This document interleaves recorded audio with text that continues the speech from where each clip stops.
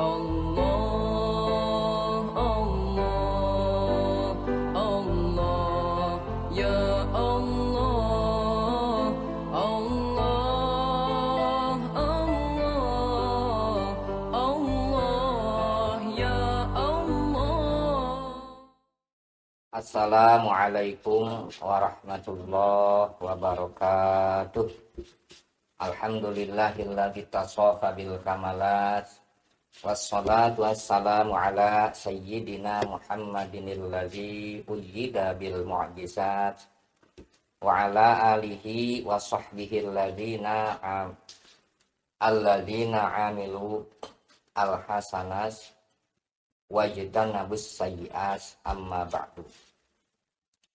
Para jamaah santri Kopi Pahit yang dirahmati Allah, alhamdulillah pada malam hari ini kita masih mendapatkan nikmat Allah, khususnya adalah nikmat iman dan Islam. Dan semoga pula kita semuanya senantiasa mendapatkan hidayah Allah Subhanahu wa taala, sehingga dengan bimbingan Allah atau hidayah Allah kita tidak akan tersesat. Para jamaah santri Kopi Pahit yang saya hormati, insya Allah pada kajian sekarang ini kita akan mengkaji tentang pentingnya untuk selalu mengingat hal-hal yang dapat memutuskan terhadap kelezatan. Yang dimaksud hal-hal yang dapat memutuskan kepada kelezatan itu adalah kematian. Karena dengan mengingat kematian, maka mudah-mudahan kita dapat ingat alam kubur, kemudian dapat mengingat alam akhirat. Sebagaimana Rasulullah memerintahkan kepada kita untuk selalu memperbanyak ingat kepada sesuatu yang memutus kelezatan. Kata Rasulullah sallallahu alaihi wasallam, aksiru dzikra hadimil lazat. Rawahu Tirmidzi, perbanyaklah oleh kalian mengingat pemutus kematian, pemutus kelezatan. Maksudnya adalah kematian. Hadis ini diriwayatkan oleh Imam At-Tirmidzi. Kenapa kita harus selalu ingat kepada kematian? Karena kematian itu sesuatu yang pasti terjadi. Sebagaimana Allah nyatakan dalam firman-Nya, kullu nafsin dha'iqatul maut. Setiap yang bernyawa pasti merasakan kematian. Kemudian setelah kita mati, permasalahan tidak putus dengan kematian, tetapi kelak setelah kematian itu, bahkan setelah terjadinya kiamat, ya, kita akan dimintai tanggung jawab apa yang telah kita perbuat. Kalau sekiranya kebaikan yang kita perbuat, besar harapan kita mendapatkan kebaikan. Kalau keburukan yang kita perbuat, tentunya akan dibalas dengan keburukan pula. Kemudian juga kematian ini sesuatu yang pasti diwakilkan oleh Allah kepada malaikat Azrail. Dan malaikat Azrail tidak akan pernah salah pilih ketika menjalankan perintah Allah, siapa saja yang akan dijemputnya. Mungkin saja ya antum atau para jamaah yang lebih dulu, atau mungkin juga saya. Tapi yang jelas saya pribadi ridho saja kalau jamaah santri Kopi Pahit duluan yang dijemput Azrail, saya belakangan. Atau saya belakangan ya, para jamaah santri Kopi Pahit yang duluan monggo baik urusan itu mah, yang itu mah saya nggak ikut-ikutan. Tapi yang terpenting ya, kematian harus selalu diingat karena kematian pasti terjadinya. Ya, sebagaimana diungkapkan oleh Syekh Muhammad Nawawi di dalam kitabnya yang bernama Kitab Nasoiful Ibad, al-maut ya'ti baghtatan. Kematian datangnya secara tiba-tiba. Kemudian asbab-asbab kematian itu banyak, bisa saja ada yang meninggalnya tersebab yang sekarang lagi viral, corona lah gitu. Bisa saja meninggalnya karena lambung, karena jantung. Ada juga yang meninggalnya digigit semut, ya seperti itu. Itu hanya asbab saja, tapi yang jelas kematian diwakilkan kepada malaikat Azrail alaihissalam. Berhubung kematian ini terjadi secara tiba-tiba, maka kita oleh Allah Subhanahu wa taala diperintahkan untuk selalu mempersiapkan diri dengan amal solih sebagai bekal kelak di akhirat. Bahkan kita itu dilarang oleh Allah meninggal dalam keadaan tidak beriman. Ada ayat dalam surat Ali Imran, kalau tidak salah ayat 102, itu ayatnya yang berbunyi wala la tamutunna illa wa antum muslimun. La tamutunna, dan janganlah kalian benar-benar meninggal illa wa antum muslimun, kecuali keadaan kalian sudah bertauhid kepada Allah Subhanahu wa taala. Ayat ini ya adalah sambungan daripada ayat ya ayyuhalladzina amanu taqullaha haqqa tuqatih wa la tamutunna illa wa antum muslimun. Allahu a'lamu bimuradih.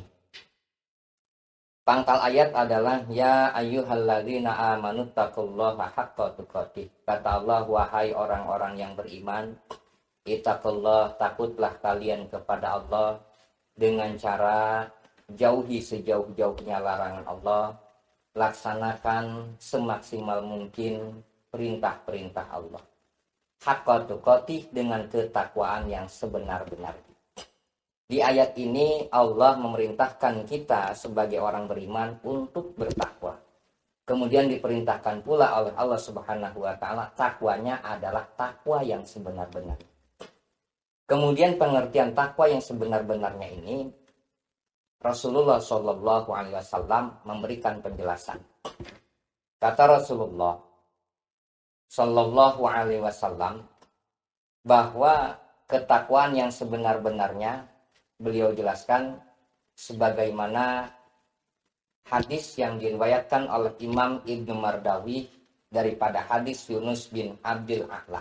Kurang lebih redaksi hadisnya dicatat dalam tafsir Ibnu Katsir juz 1 halaman 387 kalau tidak salah, kurang lebih seperti ini. Wa qad rawa Ibnu Mardawi min hadis Yunus ibni Abdul A'la an Wahbin an Sufyan as-Sauri an Zabid an Murrah an Abdullah qala Rasulullah sallallahu alaihi wasallam ittaqullah haqqa tuqatih ayyuta'a fala yu'sa wa yashkara fala yukfara wa yudhkara fala yunsa. Wa kadza rawahul Hakim fi Mustadrakih. Wa qad rawa, sungguh telah meriwayatkan oleh Imam Ibnu Mardawi min hadis Yunus, daripada hadis Yunus bin Abdul A'la an Wahbin, sanadnya melalui atau diterima daripada Imam Wahab. Imam Wahab menerima daripada Imam Sufyan as-Sauri. Imam Sufyan as-Sauri beliau terima hadis ini sanadnya daripada Imam Zabid. Imam Zabid beliau terima daripada Imam Murrah. Imam Murrah beliau dapatkan daripada Sayyidina Abdullah. Sayyidina Abdullah qala, beliau berkata, telah bersabda Rasulullah sallallahu alaihi wasallam terkait arti daripada takwa yang sebenar-benarnya. Kata Rasulullah, ittaqullah, pengertian takwa yang sebenar-benarnya itu adalah ayyuta'a, Allah harus selalu dipatuhi, fala yusa, dan jangan sekali-kali Allah kita durhakai. Itu yang pertama. Kemudian wa yushkara, Allah harus kita syukuri. Kita harus selalu berterima kasih kepada Allah Subhanahu wa taala. Nikmat yang begitu banyak Allah berikan kepada kita, dari mulai nikmat sehat badan, kemudian kita dijadikan manusia, kemudian nikmat yang paling besar lagi adalah nikmat Allah berikan keimanan kepada kita, dan itu harus selalu kita syukuri. Fala yufaro, dan jangan sekali-kali nikmat Allah itu kita ingkari.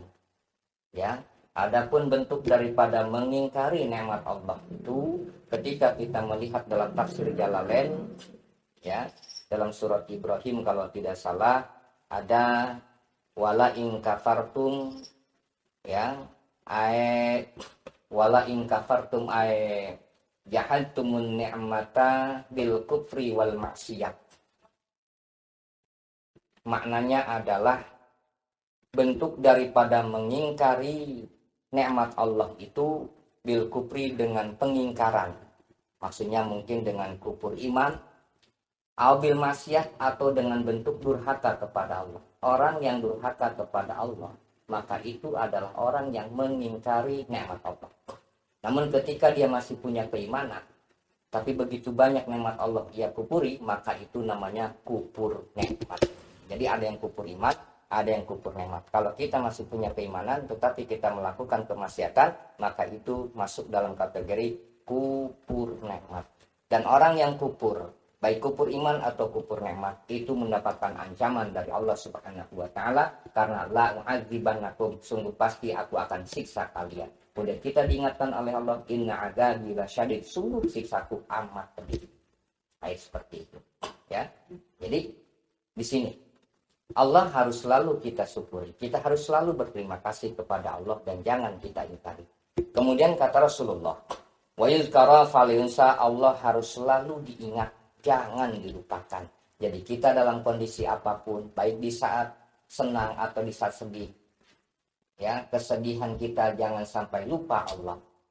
Kemudian di saat kita senang, kesenangan kita pun jangan sampai membuat hati kita lalai dari Allah Subhanahu wa taala. Itu adalah penjelasan Rasulullah terkait tentang makna takwa yang sebenar-benarnya. Nah, ketika para sahabat mendengar penjelasan Rasulullah takwa yang sebenar-benarnya ini, para sahabat, beliau itu bertanya kepada Rasulullah Shallallahu Alaihi Wasallam. Kita merujuk dalam kitab Tafsir Jalalain.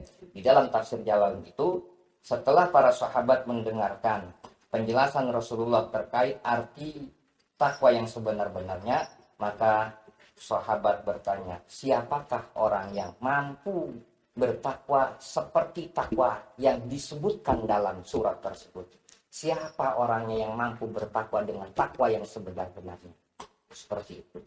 Para sahabat saja itu bicara seperti itu, apalagi kita. Dan memang faktanya kan begitu. Ya, sebagai contoh saya sendiri kan, ketika di dalam sholat, di saat membaca surat Al-Fatihah, mulut membaca surat Al-Fatihah, badan menghadap kiblat, tetapi hati tidak ingat Allah Subhanahu wa taala. Memang mulut kita itu ingat kepada Allah dengan membaca surat Al-Fatihah, tetapi hati tidak bisa mengikuti, tidak bisa memaknai ayat demi ayat yang dibaca. Bahkan hati tidak bisa ingat kepada Allah, padahal kita sedang sholat.